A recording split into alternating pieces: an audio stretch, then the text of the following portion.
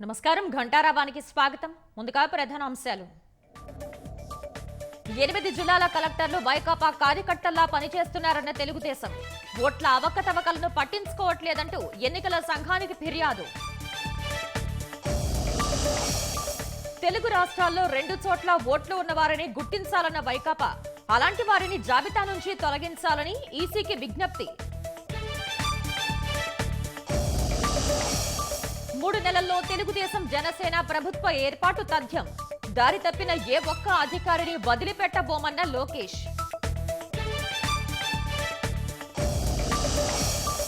రుషికొండలో అక్రమ తవ్వకాలపై డిసెంబర్లో కమిటీతో పరిశీలన. హైకోర్టుకు వెల్లడించిన కేంద్ర ప్రభుత్వ న్యాయవాది.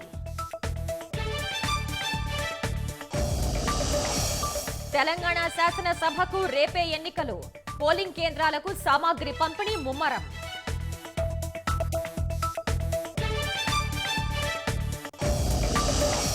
పదహారవ ఆర్థిక సంఘం విధి విధానాలకు కేంద్ర కేబినెట్ ఆమోదం.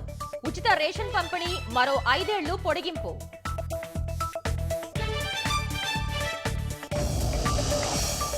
బంగాళాఖాతంలో బలపడిన అల్పపీడనం. శనివారానికి తుపానుగా మారే సూచన.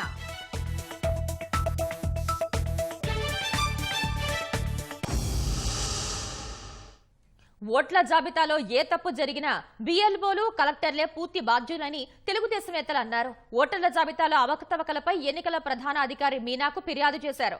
దొంగ ఓట్లపై ఫిర్యాదు చేసిన అధికారులు పట్టించుకోవట్లేదని, అర్జీలను చెత్తబుట్టలో వేస్తున్నారని మండిపడ్డారు.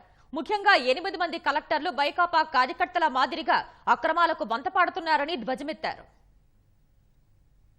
లేనటువంటి ఓట్లన్నీ కూడా చేర్పించుకొని ఎలక్షన్లలో గెలవాలని చెప్పి ఒక తాపత్రయంతోనే ఈ కార్యక్రమాలు చేస్తున్నారు. దానికి కొంతమంది అధికారులు ఒత్తాసు పలుకుతున్నారు. అందులో ఒక 8 జిల్లాల కలెక్టర్లు అయితే వైసీపీ కార్యకర్తల్లాగా పనిచేసి వైసీపీ వాళ్ళు చేస్తున్నటువంటి అక్రమాలకి ఆమోద ముద్ర వేస్తున్నారు. స్టేట్ ఎలక్షన్ కమిషన్ ఆదేశాలు ఇస్తున్నా, స్టేట్ ఎలక్షన్ కమిషన్ కి మేము ఇచ్చినటువంటి కంప్లైంట్స్ కిందకి ఫార్వర్డ్ చేస్తున్నా చాలా మంది కలెక్టర్లు దాన్ని చెత్తలో బుట్టలో వేసి ఏమీ పట్టించుకోవడం లేదు. అది కూడా మేము చెప్పాం. దొంగ ఓట్లు ఏ రకంగా చేర్పిస్తున్నారు వివరాలతో సహా ఇచ్చాం. ఈ రోజు నుంచి ఫారం 6 గాని ఫారం 7 గాని మైగ్రేషన్ గాని నోటీస్ ఇవ్వకుండా ఎక్కడైనా సరే తప్పు జరిగితే దానికి బాధ్యులు బిఎల్ఓలు అవుతారని చెప్పి స్పష్టంగా ఎలక్షన్ కమిషన్ వారు ఈ సాయంత్రానికి ఒక మెమో పంపిస్తామని చెప్పారు. రేపు ఎవరైనా సరే ఒక బిఎల్ఓ ఓటు ఉండి వైసీపీ వాళ్ళు చెప్పారని చెప్పి తీసిన డబుల్ ఎంట్రీ ఉంచిన దానికి పూర్తి బాధ్యులు బిఎల్ఓస్ అవుతారు, కలెక్టర్స్ అవుతారు. రోకొండలో ఏం జరిగాయి అనంటే బల్క్ అప్లికేషన్లు వైఎస్ఆర్సీపీ వాళ్ళు పెడతారు. పెట్టగానే ఎంఆర్ఓకి ఫోన్ చేస్తారు, తహసీల్దార్ కి. కింద బిఎల్ఓకి ఫీల్డ్ వెరిఫికేషన్ కూడా పోకుండానే వీళ్ళు ఓకే కొట్టి ఈఆర్ఓకి పంపిస్తారు. తహసీల్దార్ పెట్టాడు కదా అని నమ్మి ఈఆర్ఓ కూడా ఓటర్ లిస్ట్ లోకి పంపిస్తాడు. ఈ రోజు ఎన్నికల సంఘానికి చెప్తే కూడా ఆయన కూడా ఇది సాధ్యం కాదు, చాలా పకడ్బందీగా ఉంది అన్నారు. పక్కనే ఉన్న టెక్నికల్ ఆఫీసరు ఒక ప్రొవిజన్ ఏదో ఇట్లాంటిది పెట్టున్నాం సార్, అది వేరే ఉద్దేశం కోసం పెట్టున్నాము అని. ఎంఆర్ఓ ఆఫీస్ లో కంప్యూటర్ ఆపరేటర్లు అవుట్ సోర్స్డ్ వాళ్ళని పెట్టుకుని వైఎస్ఆర్సీపీ ఆఫీస్ లో అప్లికేషన్ పోగానే ఎంఆర్ఓ గారు ఓకే కొట్టాలంటే ఓటీపీ ఎంఆర్ఓకి వస్తుంది, ఆయన చెప్తాడు, ఓకే కొట్టేస్తాడు. ఏపీ, తెలంగాణలో 2 చోట్ల ఓట్లు ఉన్నవారిని గుర్తించి అలాంటి వారిని జాబితా నుంచి తొలగించాలని మంత్రులు మేరుగ నాగార్జున, జోగి రమేష్ రాష్ట్ర ఎన్నికల ప్రధాన అధికారిని కలిసి ఫిర్యాదు చేశారు. నిబంధనల ప్రకారం ఒక వ్యక్తి దేశంలో ఒక చోటే ఓటు హక్కు ఉండాలని మంత్రులు తెలిపారు. కొంతమంది తెలంగాణలో ఓటు హక్కు వినియోగించుకుని మళ్లీ ఏపీలోనూ ఓటు వేస్తున్నారని విమర్శించారు. ఇలాంటి వారు దాదాపు 16 లక్షల మంది ఉన్నారని, తెలంగాణలో ఓటు హక్కు కలిగి ఉన్న వారికి ఏపీలో ఓటు తీసివేయాలని కోరారు. వ్యక్తి ఓటు 2-3 చోట్ల ఉన్న పరిస్థితుల్ని గమనించాం. కొన్ని లక్షల సంఖ్యలో ఉన్న ఆ ఓట్లని తొలగించమని చెప్పేసి ఆంధ్రప్రదేశ్ రాష్ట్రంలో ఉన్న ఓట్లు తెలంగాణలో ఉన్నాయి, తెలంగాణలో ఉన్న ఓట్లు ఆంధ్రప్రదేశ్ లో ఉన్నాయి. ఇట్లా కొంతమంది వ్యక్తులు ఇక్కడ లేకపోయినా సరే, ఇతర దేశాలకు వెళ్లిపోయినా సరే ఆ వ్యక్తుల ఓట్లన్నీ కూడా కంటిన్యూ అవుతా ఉన్నాయి. తెలంగాణలో ఎన్నికలు జరగబోతా ఉన్నాయి. కొంతమంది కావాలని చెప్పేసి అక్కడ ఓటు హక్కు వినియోగించుకుంటారు, మరలా వచ్చి ఇక్కడ ఓటు హక్కు వినియోగించుకుంటారు రేపు జరిగే ఎన్నికలు. లేదు అనంటే అక్కడ ఓటు ఉన్న క్యాన్సిల్ చేసుకుని మరలా ఆంధ్రప్రదేశ్ రాష్ట్రంలో ఓటు హక్కును వినియోగించుకోవడానికి కొంతమంది ప్రయత్నాలు జరుగుతున్న పరిస్థితులు మేము గమనించాం. ఇటువంటి వ్యక్తుల ముందు జాగ్రత్త చర్యగా ఎలక్షన్ కమిషన్ చర్యలు తీసుకోవాలని చెప్పేసి కమిషనర్ గారి దృష్టికి తీసుకువెళ్ళాం. ఉద్దేశపూర్వకంగానే కొంతమంది కొన్ని లక్షల ఓట్లు ఇక్కడ జాయిన్ చేయాలనేది కొంతమంది కుట్ర పన్నుతున్న పరిస్థితులు మేము గమనించాం. అధికార పార్టీ నేతలు బీఎల్ఓలు కలిసి అర్హుల ఓట్లు తొలగింపు చేస్తున్నారంటూ శ్రీ సత్యసాయి జిల్లా ధర్మవరం ఆర్డీఓ కార్యాలయం వద్ద భాజపా ఆధ్వర్యంలో మాజీ ఎమ్మెల్యే గోనుగుంట్ల సూర్యనారాయణ వర్గీయులు ధర్నా చేపట్టారు. స్థానికంగా నివాసం ఉంటున్న వారి ఓట్లను వలస వెళ్లారని తొలగింపునకు జాబితాలు సిద్ధం చేశారని తెలిపారు. దొంగ ఓట్లను జాబితాలో చేరుస్తున్న బీఎల్ఓలపై చర్యలు తీసుకోవాలని భాజపా నాయకులు డిమాండ్ చేశారు. ప్రభుత్వ కార్యాలయం ఎదుట పెద్ద ఎత్తున నినాదాలు చేశారు. తెలంగాణ శాసనసభ ఎన్నికలకు గురువారం పోలింగ్ జరగనుండగా ఎన్నికల సామాగ్రి పంపిణీ ముమ్మరంగా సాగుతోంది.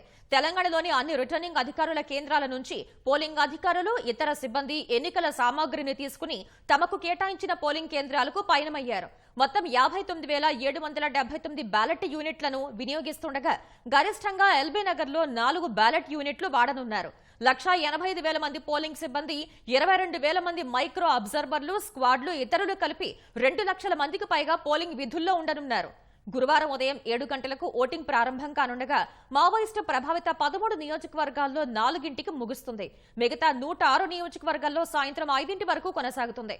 తెలంగాణ శాసనసభ ఎన్నికల్లో మొత్తం 2,290 మంది అభ్యర్థులు పోటీలో ఉన్నారు. ఇప్పటికీ ఓటర్ స్లిప్పులు అందని వారు ఆందోళన చెందాల్సిన అవసరం లేదని ఎన్నికల సంఘం తెలిపింది. అలాంటి వారి కోసం పలు అవకాశాలు అందుబాటులో ఉన్నట్టు వివరించింది. తెలంగాణలో ఓటు హక్కు ఉన్న ఏపీ ఉద్యోగులకు ఆర్జిత సెలవు ప్రకటించారు.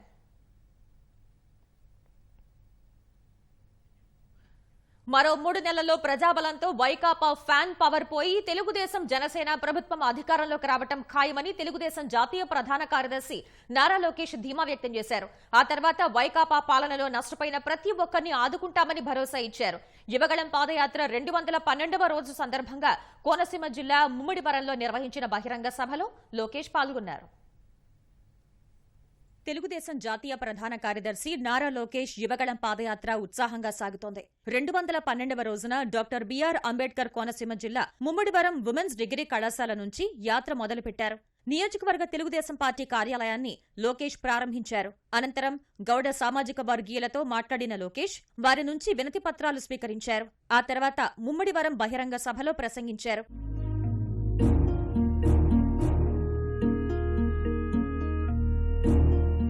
జగన్ ఒక భస్మాసురుడని లోకేష్ ఎద్దేవా చేశారు. చంద్రబాబుని అరెస్ట్ చేయించి తనకు తానే సెల్ఫ్ గోల్ వేసుకున్నారన్నారు.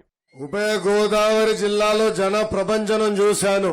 నాకు ఒక విషయం అర్థమైంది. 3 నెలల్లో వైకాపా ఫ్యాన్ మాడి మస్ అయిపోతాం ఖాయం. ఈ సైకో జగన్ ఒక అద్భుతమైన సెల్ఫ్ గోల్ స్పెషలిస్ట్. ఒక మాటలో చెప్పాలంటే భస్మాసురుడు. చంద్రబాబు నాయుడు గారిని అక్రమంగా ఎలా అరెస్ట్ చేసామో చూసాం.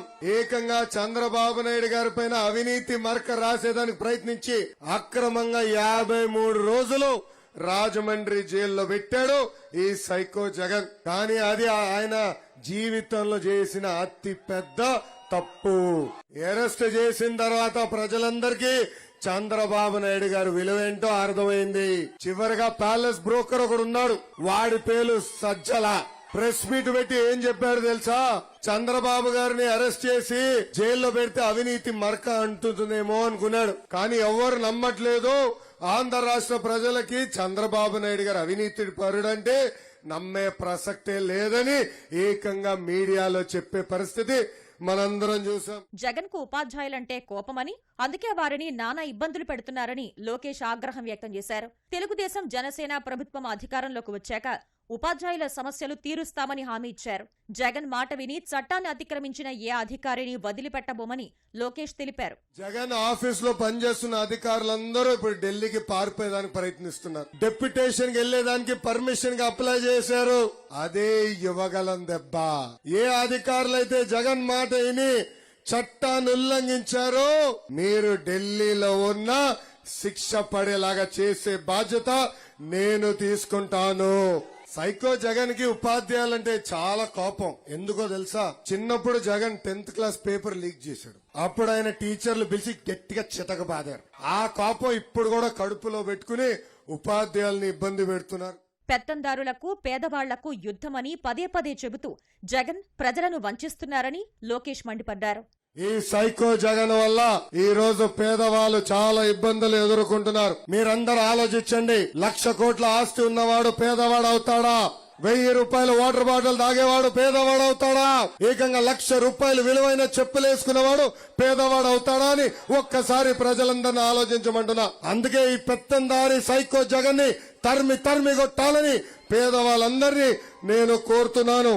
అంతేకాదు ఇప్పుడు ఏకంగా విశాఖపట్నంలో 450 కోట్ల ప్రజాధనంతో ఒక ప్యాలెస్ కట్టుకుంటున్నాడు ఈ సైకో జగన్. గత 5 సంవత్సరాలు పేదవాళ్ళు కట్టిన ఇల్లు కేవలం 450 మాత్రమే. ఆ ఇల్లు కూడా చిన్నోడెలు గట్టిగా తోస్తే కూలిపోయే పరిస్థితి మనందరం చూస్తున్నాం. పేదవాళ్ళు హాయిగా ఇంట్లో ఉండాలని కోరిక లేదు ఈ సైకో జగన్. అందుకే ఆనాడు చంద్రబాబు నాయుడు గారు పెద్ద ఎత్తున టిట్కో ఇల్లు కడితే కనీసం ఆ టిట్కో ఇల్లు ఇప్పటి వరకు పేదవాళ్ళకి ఇచ్చే పరిస్థితి లేదు. ముమ్మిడివరం అన్న క్యాంటీన్ దగ్గర నుంచి జగన్ కు ఎక్స్ ద్వారా లోకేష్ సెల్ఫీ ఛాలెంజ్ విసిరారు. తెదేపా హయాంలో ఏర్పాటు చేసిన అన్నా క్యాంటీన్ భవనాన్ని సచివాలయంగా మార్చేశారని మండిపడ్డారు. నిరుపేదలు ఆకలితో ఉండకూడదని నిర్మిస్తే వాటిని రద్దు చేసి నోటికాడ కూడు లాగేశారని జగన్ పై విరుచుకుపడ్డారు. ఆకలితో అలమటించే పేదోళ్ల కడుపు మంటే జగన్ అరాచక ప్రభుత్వానికి చితిమంట కాబోతోందని హెచ్చరించారు. ప్రజలు సంతోషంగా ఉంటే ఓర్వలేకపోవడం, వారిని ఇబ్బందులు పెట్టి పైశాచికానందం పొందడం సైకో లక్షణాలని ట్వీట్ చేశారు. స్వచ్ఛత ఉద్యమ్ యోజన పథకం కింద స్వచ్ఛాంధ్ర కార్పొరేషన్ ద్వారా కొనుగోలు చేసిన మురుగు శుద్ధి వాహనాలు అందుబాటులోకి వచ్చాయి. తాడేపల్లి క్యాంపు కార్యాలయం నుంచి ఈ వాహనాలకు ముఖ్యమంత్రి జగన్ జెండా ఊపి ప్రారంభించారు. వీటిని వివిధ మున్సిపాలిటీలు, కార్పొరేషన్లలోని కార్మికులకు పంపిణీ చేశారు. మొత్తం 100 మురుగు శుద్ధి యంత్రాలతో కూడిన వాహనాలను సీఎం ప్రారంభించారు. రుషికొండపై జరుగుతున్న నిర్మాణాలను డిసెంబర్ మొదటి వారంలో కేంద్ర కమిటీ పరిశీలించి నివేదిక ఇవ్వనుంది. కేంద్ర పర్యావరణ, అటవీ శాఖ, వాతావరణ మార్పుల శాఖ ఆధ్వర్యంలో నియమించిన 5 సభ్యుల కమిటీ డిసెంబర్ మొదటి వారంలో రుషికొండను పరిశీలిస్తుందని కేంద్ర ప్రభుత్వం తరపు న్యాయవాది హైకోర్టుకు వెల్లడించారు.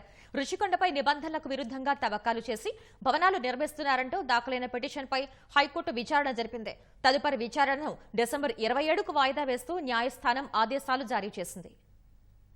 Environment, forest and climate change వాళ్ళు వారం రోజులు డిసెంబర్ మొదటి వారంలో 5 సభ్యులతో కూడినటువంటి కమిటీ రుషికొండని సందర్శించి ఎంత మేరకు అక్కడ నిబంధనలు వాళ్ళు ఇచ్చినటువంటి అనుమతులకి వ్యతిరేకంగా అక్కడ పనులు జరిగినాయో పూర్తి స్థాయిలో సమీక్షించిన తర్వాత కోర్టు నివేదిస్తామని చెప్పి తెలియపరచడం జరిగింది. కమిటీ రిపోర్ట్ ఇచ్చినంత వరకు ఎంత మేరకు నిర్మాణాలు అక్కడ అతిక్రమించారు, దానిపైన ఎటువంటి చర్యలు తీసుకుంటారు, పర్మిషన్స్ క్యాన్సిల్ చేస్తారా, లేదంటే నిర్మాణాల అనుమతుల్ని రద్దు చేస్తారా, లేదంటే ఏమైనా ఫైన్ వేసేటువంటి పద్ధతి ఉందా ఏంటన్న దాని మీద పూర్తి స్థాయిలో ఆ యొక్క రిపోర్ట్ని కోర్టుకి 2 వారాల్లో సబ్మిట్ చేస్తామని చెప్పి వాళ్ళు తెలియపరచడం జరిగింది. వై ఏపీ నీడ్స్ జగన్ కార్యక్రమంపై విచారణ జరిపిన హైకోర్టు కౌంటర్ దాఖలు చేయాలని ప్రతివాదులకు నోటీసులు జారీ చేసింది. పార్టీ కార్యక్రమాన్ని ప్రభుత్వ కార్యక్రమంగా మార్చారంటూ జర్నలిస్ట్ కట్టపోగు వెంకయ్య దాఖలు చేసిన పిటిషన్పై హైకోర్టు విచారణ జరిపింది. ఈ కార్యక్రమంలో ప్రభుత్వ ఉద్యోగులు పాల్గొనడం, ప్రభుత్వ సొమ్ము వాడటంపై పిటిషనర్ తరపు న్యాయవాదులు అభ్యంతరం తెలిపారు. ఉద్యోగులు ఈ కార్యక్రమంలో పాల్గొనేలా ప్రభుత్వ సలహాదారు సజ్జల రామకృష్ణారెడ్డి సూచనలు చేశారని పిటిషనర్ తరపు న్యాయవాది హైకోర్టు దృష్టికి తీసుకొచ్చారు. దీంతో ప్రతివాదులైన సజ్జల రామకృష్ణారెడ్డితో పాటు సీఎస్, పంచాయతీరాజ్, పురపాలక శాఖ, గ్రామ వార్డు సచివాలయం ఉన్నతాధికారులకు న్యాయస్థానం నోటీసులు జారీ చేసింది. తదుపరి విచారణను న్యాయస్థానం 2 వారాలకు వాయిదా వేసింది. కోడికత్తి కేసులో జగన్ చేతికి చిన్న గాయమే అయ్యిందని ఎఫ్ఐఆర్లో ఉంటే తన మెడపై దాడి చేయబోయాడంటూ జగన్ స్టేట్మెంట్ ఇవ్వటం వల్ల శ్రీనివాస్ 5 ఏళ్లుగా జైల్లోనే మగ్గుతున్నారని పిటిషనర్ తరపు న్యాయవాది సలీం తెలిపారు. సీఎం జగన్ కనీసం స్టేట్మెంట్ ఇవ్వడానికి కూడా రావటం లేదన్నారు. ఆయన ఆలస్యం చేసే కొద్దీ శ్రీనివాస్ కు బెయిల్ రావటం ఆలస్యం అవుతోందన్నారు. కోడికత్తి కేసులో విచారణ జరిపిన హైకోర్టు తదుపరి విచారణను డిసెంబర్ 13కి వాయిదా వేసింది. ఈ ఎఫ్ఐఆర్లా ఉన్న కాంటెంట్స్ మీద ఏముందంటే the simple injury lower shoulder of the Jaganmohan Reddy అని ఉంది. కానీ ఆ సింపుల్ ఇంజురీకి జగన్మోహన్ రెడ్డి ఫాల్స్ నెరేటివ్ చెప్పి aim on my neck, attempt to murder అని చెప్పారు. అదే పాయింట్ మనం ఇన్లైట్ చేసాము హైకోర్ట్ ఆఫ్ ద డివిజన్ బెంచ్కి. మరి సెకండ్ పాయింట్ ఏమి ఇన్లైట్ చేశారంటే ఎన్ఐఏ ఉంది. ఎన్ఐ ఎప్పుడైనా వస్తే గ్రీవియస్ హర్ట్ ఉండాలి. గ్రీవియస్ హర్ట్లో కూడా 7 సిమ్టమ్స్ ఉన్నాయి. దానికి అసలు అవతం లేదు, దానికి అసలు మెయింటైనబుల్ లేదు ఇది కేసు. కానీ ఎన్ఐఏలో వచ్చి ఏమంటారు వైసీపీకి సపోర్టివ్గా అప్పుడు ఫాల్స్ నెరేటివ్ చెప్పి ఈ కేసులో ఒక ఇన్నోసెంట్ మనిషికి లోపల పెట్టి 5 ఇయర్స్లో కూడా ఎన్ఐఏ ఫెయిల్ అయింది. ఒక్క ఏమంటారు ఎవిడెన్స్కే వాళ్ళు సెక్యూర్ చేశారు, ఒక ఎవిడెన్స్ రికార్డ్ చేశారు. ఈ LW2 ఎవరు ఉన్నారు జగన్మోహన్ రెడ్డికి, ఆయనకు 1 ఇయర్ నుంచి కూడా ఇప్పటి వరకు తేలేకపోయారు. అదే గ్రౌండ్స్ మనం బెయిల్ అడిగాము. అమరావతి ఇన్నర్ రింగ్ రోడ్ కేసులో ముందస్తు బెయిల్ కోరుతూ చంద్రబాబు దాఖలు చేసిన పిటిషన్పై విచారణను హైకోర్టు శుక్రవారానికి వాయిదా వేసింది. Inner ring road master plan లో అవకతవకలు జరిగాయంటూ చంద్రబాబుపై సిఐడి కేసు నమోదు చేసింది. దీనిపై ముందస్తు బెయిల్ కోరుతూ చంద్రబాబు హైకోర్టులో పిటిషన్ దాఖలు చేశారు. ఆయన తరపున ఇప్పటికే సీనియర్ న్యాయవాది నాగముత్తు వాదనలు వినిపించారు. అలాగే అమరావతి పరిధిలో అసైన్డ్ ల్యాండ్ కేసులో మాజీ మంత్రి నారాయణ దాఖలు చేసిన ముందస్తు బెయిల్ క్వాష్ పిటిషన్లపై హైకోర్టు విచారణ డిసెంబర్ 11కు వాయిదా పడింది.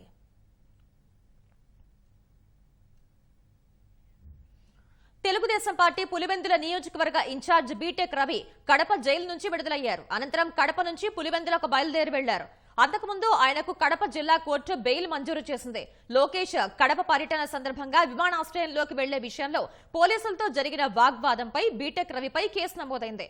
ఈ నెల 14న బీటెక్ రవిని వల్లూరు పోలీసులు అరెస్ట్ చేయగా అప్పటి నుంచి ఆయన జిల్లా జైల్లో రిమాండ్ ఖైదీగా ఉన్నారు.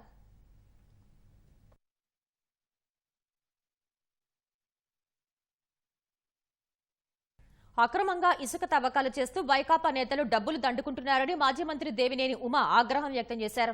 ఎన్టీఆర్ జిల్లా ఇబ్రహీంపట్నం ఫెర్రీలో నిరసన తెలిపారు. జాతీయ హరిత ట్రైబ్యునల్ నిబంధనలకు విరుద్ధంగా డ్రెడ్జింగ్ చేసి ఇసుకను తరలిస్తున్నారని ఆగ్రహం వ్యక్తం చేశారు. ఇసుక తరలింపును అడ్డుకోవాలని పోలీసుల్ని ప్రశ్నిస్తే తమ నోరు నొక్కేస్తున్నారని మండిపడ్డారు.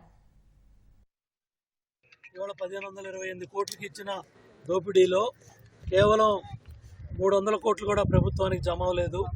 ఇవాళ 850 కోట్లు పేదవాళ్ళకి ఇళ్లకు సప్లై చేశామని అబద్ధాలు చెప్తున్నారు. లాంచీల ద్వారా ఎమ్మెల్యే వసంత కృష్ణప్రసాద్ అనుచరులు, మంత్రి జోగి రమేష్ అనుచరులు, జేపీ సంస్థ తాబేదారులు వాళ్ళ అనుచరులు, ముఖ్యమంత్రి సోదరుడు అనిల్ రెడ్డి అనుచరులు నిన్న గుంటుపల్లిలో దోపిడీ చేశారు. ఇవాళ ఈ ఇబ్రహీంపట్నంలో ఇక్కడ దోపిడీ జరుగుతుంది. చిత్తూరు జిల్లా కుప్పం నియోజకవర్గం శెట్టిపల్లె గ్రామ పంచాయతీలో నిధుల కోసం సర్పంచ్ దంపతులు భిక్షమెత్తారు. సర్పంచ్ రీటా ఎల్లప్ప దంపతులు రాష్ట్ర ప్రభుత్వ వైఖరిని నిరసిస్తూ గ్రామంలో భిక్షాటన చేశారు. తెలుగుదేశం తరపున గెలవటం వల్లే వివక్ష చూపుతున్నారని ఆవేదన వ్యక్తం చేశారు. నిధులు లేకపోవడంతో అభివృద్ధి పనులు చేపట్టలేకపోతున్నామని వాపోయారు.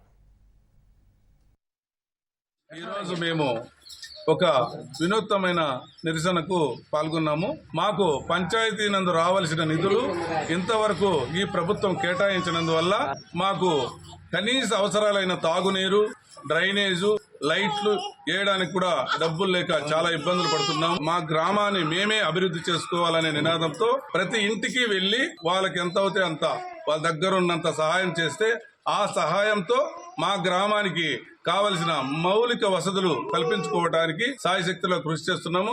ఈ ప్రభుత్వానికి ఒక చిన్న విన్నపం, అయ్యా జగన్మోహన్ రెడ్డి గారు, మీ పేరు కోసం మా పంచాయతీ వ్యవస్థనే నాశనం చేస్తున్నారు.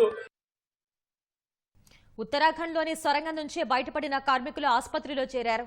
నిన్న సొరంగం నుంచి బయటపడిన వారిని ఎయిమ్స్ కు తరలించి వైద్యుల పర్యవేక్షణలో ఉంచారు.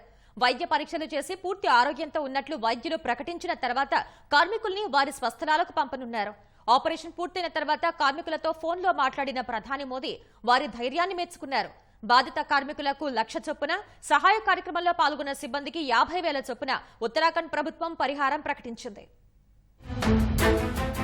ఉత్తరాఖండ్లోని సొరంగం నుంచి సురక్షితంగా బయటపడిన 41 మంది కార్మికులను రిషికేశ్లోని ఎయిమ్స్కు తరలించారు. కేంద్రం ఎంతో ప్రతిష్టాత్మకంగా చేపట్టిన చార్ధామ్ ప్రాజెక్టులో భాగంగా నిర్మిస్తున్న సిల్కియారా టన్నెల్ ఈ నెల 12న కొండ చర్యలు విరిగిపడటంతో కొంత భాగం కూలిపోయింది. దీంతో అక్కడ పనిచేస్తున్న 41 మంది కార్మికులు సొరంగంలో చిక్కుకుపోయారు. 17 రోజుల తర్వాత మంగళవారం సాయంత్రం టన్నెల్ నుంచి బయటపడిన కార్మికులను చినుక్ హెలికాప్టర్లో రిషికేశ్లోని ఎయిమ్స్కు తరలించారు. కార్మికులు ఎవరికీ ఎలాంటి గాయాలు కాలేదని అధికారులు తెలిపారు. 1-2 రోజులు వారిని వైద్యుల పర్యవేక్షణలో ఉంచనున్నారు. పూర్తి ఆరోగ్యంతో ఉన్నారని వైద్యులు తేల్చిన తర్వాత 41 మంది కార్మికులను వారి స్వస్థలాలకు పంపనున్నారు. ఆసుపత్రిలో చేరిన కార్మికులను ఉత్తరాఖండ్ సీఎం పుష్కర్ సింగ్ ధామీ పరామర్శించారు.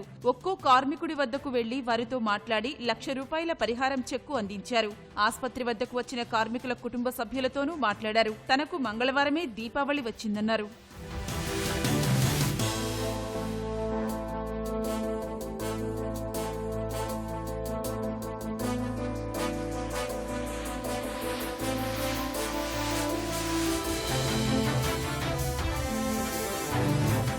సొరంగం నుంచి బయటపడిన కార్మికులతో ప్రధాని మోదీ ఫోన్లో మాట్లాడారు. కార్మికుల ధైర్యం ఎంతో గొప్పదని ప్రశంసించారు. దేవుని ఆశీస్సులు, బాధిత కుటుంబ సభ్యులు చేసుకున్న పుణ్యం వల్లే వారంతా క్షేమంగా సొరంగం నుంచి బయటపడ్డారని ప్రధాని మోదీ అన్నారు. ఈ ఆనంద క్షణాలను మాటల్లో చెప్పలేనన్నారు. इतने संकट के बाद भी निकल पाए और मेरे लिए तो बहुत ही खुशी की बात है. मैं शब्दों में वर्णन भी नहीं कर सकता हूँ, वरना कुछ भी बुरा हो जाता तो शायद मन को इतनी कैसे संभाल पाते कहना कठिन था. तो ये केदारनाथ बाबा की, बद्रीनाथ भगवान की कृपा रही कि हम सब स्वकुशल आप लोग आए हैं और 16-17 दिन समय कम नहीं होता है. लोगों ने बहुत बड़ी हिम्मत दिखाई और एक दूसरे का हौसला बनाए रखा. ये सबसे बड़ी बात है, क्योंकि ऐसे समय इन्हें रेलवे के डिब्बे में भी साथ साथ चलते हैं तो कभी न कभी तो तू में हो जाती है, लेकिन उसके बावजूद भी आपने सारा धैर्य रखा. मैं लगातार जानकारियां लेते रहता था, मुख्यमंत्री जी से भी लगातार संपर्क में रहता था. मेरे पीएमओ के भी अफसर वहां आकर के बैठे थे, तो जानकारियां रहती थी, लेकिन चिंता तो कम होती नहीं है. जानकारियों से तो समाधान तो होता नहीं है. जितने भी हमारे श्रमिक साथी निकल करके आए हैं, सबको और उनके परिवार का पुण्य भी काम आया है. తాము సొరంగం నుంచి సురక్షితంగా బయటపడటానికి కారణమైన కేంద్ర, రాష్ట్ర ప్రభుత్వాలకు కార్మికులు కృతజ్ఞతలు తెలిపారు. సొరంగం కూలిన తొలి 10-15 గంటలు మాత్రమే కొంత భయం వేసిందన్న కార్మికులు, సహాయక చర్యలు మొదలైన తర్వాత సురక్షితంగా బయటపడతామనే ధైర్యం వచ్చిందన్నారు. 6 అంగుళాల గొట్టం ద్వారా అన్నం, పప్పు, డ్రై ఫ్రూట్స్ వంటివి అందించినట్లు చెప్పారు. తాము చిక్కుకుపోయిన చోట ఓ మైక్ ను అమర్చడం వల్ల తమ కుటుంబ సభ్యులతోనూ మాట్లాడగలిగామని, చివరికి సురక్షితంగా బయటపడటం చాలా ఆనందంగా ఉందని కార్మికులు తెలిపారు.